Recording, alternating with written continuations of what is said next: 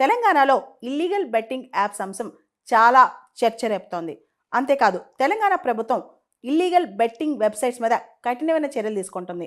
దాదాపు 108 illegal betting సైట్స్ని black చేసింది Telangana government.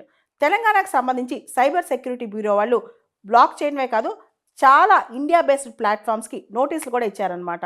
దీంతోపాటు అవేర్నెస్ క్యాంపెయిన్స్, ఎవరైతే ఇల్లీగల్ బెట్టింగ్ యాప్స్ బారిన పడతారో వాళ్ళకి అవేర్నెస్ క్యాంపెయిన్స్ కూడా రన్ చేస్తున్నారు. రీసెంట్గా మనం చూసాం తెలంగాణ రాష్ట్రంలో ఎవరైతే ఈ ఆన్లైన్ బెట్టింగ్స్ ఇవన్నీ ప్రమోట్ చేస్తారో సోషల్ మీడియా ఇన్ఫ్లుయెన్సర్స్ కానీ సెలబ్రిటీస్ కానీ వాళ్ళపైన చాలా ఎఫ్ఐఆర్లు నమోదయ్యాయి. దానిలో టాలీవుడ్ యాక్టర్స్ కూడా ఉన్నారనమాట. ఎవరైతే వీటిని ఫెసిలిటేట్ చేస్తారో ఇల్లీగల్ బెట్టింగ్ యాప్స్ కానీ గ్యాంబ్లింగ్ కానీ ఫెసిలిటేట్ చేసేవాళ్ళని, ఆడేవాళ్ళని, అదేవిధంగా వీటిని ప్రమోట్ చేసేవాళ్ళని అందరినీ బ్యాన్ చేస్తుంది ఇప్పుడు తెలంగాణ ప్రభుత్వం.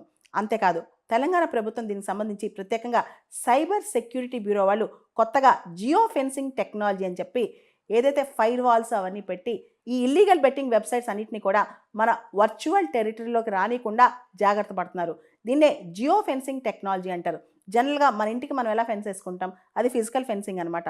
వర్చువల్గా కొన్ని వెబ్సైట్స్ని బ్లాక్ చేయటం, కొన్ని ప్లాట్ఫామ్స్ని బ్లాక్ చేయటం, ఇలా చేస్తే దాన్ని జియో ఫెన్సింగ్ టెక్నాలజీ అంటారనమాట. ఈ టెక్నాలజీ వాడి తెలంగాణ రకరకాల ఇల్లీగల్ బెట్టింగ్ యాప్స్ని, బెట్టింగ్ వెబ్సైట్స్ని అన్నిటినీ బ్లాక్ చేస్తున్నారనమాట ఇప్పుడు తెలంగాణలో. ఈ జియో ఫెన్సింగ్ టెక్నాలజీలో wifi, cellular data, RFID technology ఇలాంటి వాడి ఒక వర్చువల్ బౌండరీ కట్టేస్తారు. ఇంకా దానిలోకి అలాంటి వెబ్సైట్స్ అసలు ఎంటర్ అవ్వనమాట.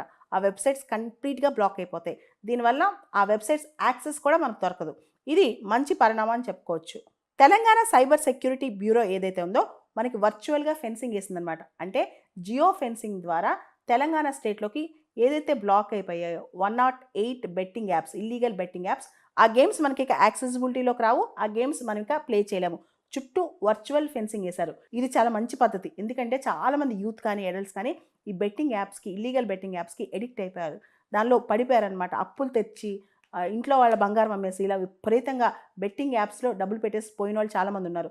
డిస్ట్రెస్లో చాలామంది సూసైడ్స్ చేసుకున్నారు, డిప్రెషన్లోకి వెళ్ళిపోయారు.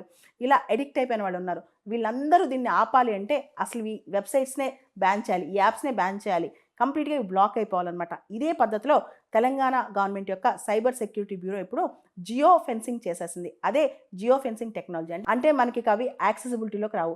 కానీ ఇంకా చాలా బ్యాన్ చేయాల్సి ఉంది. అవన్నీ కూడా త్వరలో బ్యాన్ అవుతాయని ఆశిద్దాం.